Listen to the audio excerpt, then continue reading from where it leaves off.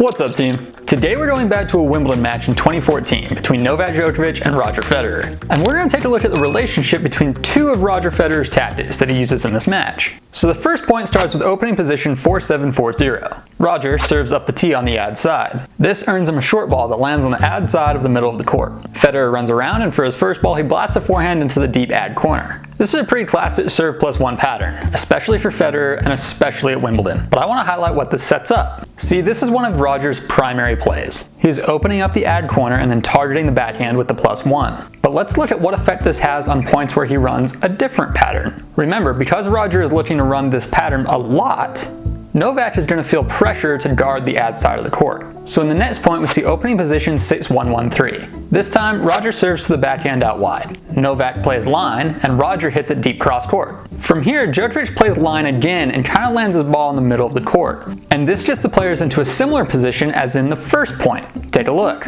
Comparing the two positions side by side, we can see that Roger took a different path to get there but ended up in a fairly similar position. Roger is standing in the middle of the ad side of the court, ready to hit a forehand, and he is inside the baseline. This is a very strong position for him, and a lot of his tactics are literally designed to get him into this position. Now we see Novak is pushed even more to the ad side in the second point than he was in the first point.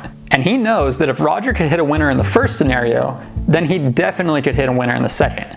So he has to be ready to book it to cover the ad side. This gives Roger options. He can play a strong inside-out forehand to the open court, which is his primary play, or he can go back to the deuce side and play behind Djokovic. And in this case, he mixes it up even more by playing back to the deuce side and playing short. Let's watch these points play out start to finish. First, we see what is probably a primary play for Roger where he opens and then attacks the ad corner. Then we have another scenario where Roger opens up the ad corner in a little bit different way, and then he mixes things up by playing a short drop shot to the deuce side. This is a great shot, but it also subverts Djokovic's expectations. Learning to mix up your shots and your tactics like this is a great way to level up your game. Adding in this kind of calculated variety is going to really keep your opponents on their toes. Comparing these 2 points lets us see how Federer is working his strategy into multiple different situations, and how one strategy overarches different kinds of points. It also shows us the power of creating expectations in our opponent's mind and then switching things up. Now, if you like analyzing shot sequences like this, I hope you'll check out my new book.